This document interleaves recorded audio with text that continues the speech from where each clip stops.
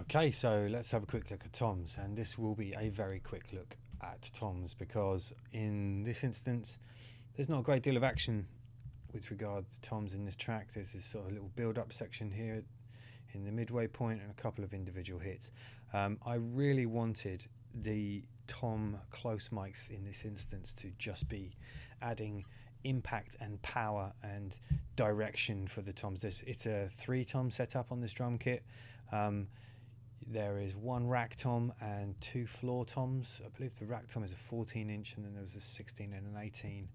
I'm using this pan plugin from Boz Digital instead of the original pans because this pan plugin has an automatic kind of crossover. So as you pan things wider, it takes a little bit more. It kind of keeps the low energy in the center a bit more. So you hear the impacts in these outer zones without dragging too much kind of real energy out into the wides, and I really like it for toms. I find it to be a really useful trick, and it's also really good for things like electric guitars. I think you'll see later on when we look at the guitars I've panned them with this plugin as well. So the close mics on each of these were there was a Sennheiser MD421 on the rack tom and my 2 vintage Telefunken MD421s on the 2 floor toms. There quite a lot of cymbal bleed, as you would expect with somebody like Will hitting so hard on these on those things. So heavily gated with the Sonox gate as per. In this time you can see it's in tom mode. There was an active EQ, which I'll talk about real quick. I mean, when I solo these, if I play these as they are, you can hear that they're quite dry and quite stabby.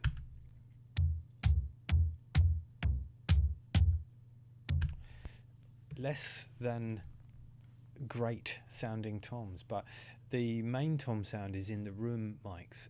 I wanted the toms to sound big and dramatic because I knew he wasn't hitting them very frequently within the track. There are no kind of like, tribally tom kind of sections. They're just these percussive hits, punctuation hits, and then this build section here.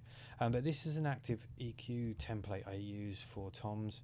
It's got active boosts in the areas, and I just essentially I load this as a template, a starting template, and you can see that it's actually that one, there's no rack tom being played in this section, but the floor tom, you can see that it's actively boosting. All I do is then move these areas of active cutting and boosting to match up with the tuning of the tom. So without it, I'm just trying to take out a lot of the papery sound of the toms, I must admit, and I think I've spoken to Will about this.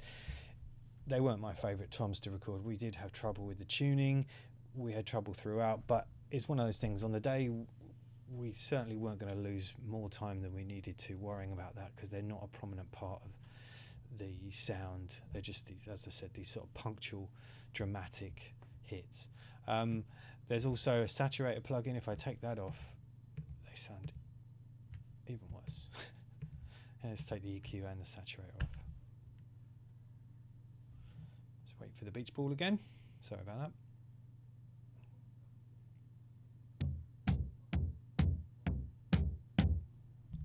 So yeah, they're gated, but they sound quite papery and thin, even though they're big drums.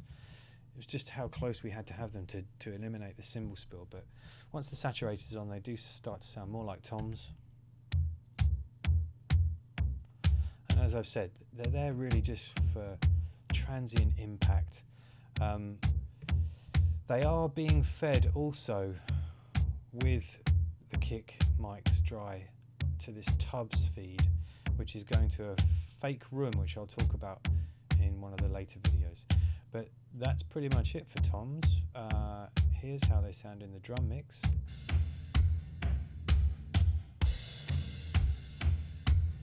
As you can hear,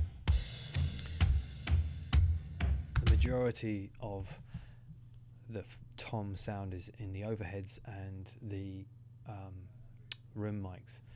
So these close mics are just there for impact. It's kind of supplementary mics, not relying too much on getting a great sound out of those. I wasn't worrying too much about it anyway. But that's all for toms. Overheads and cymbals next. See you in the next video.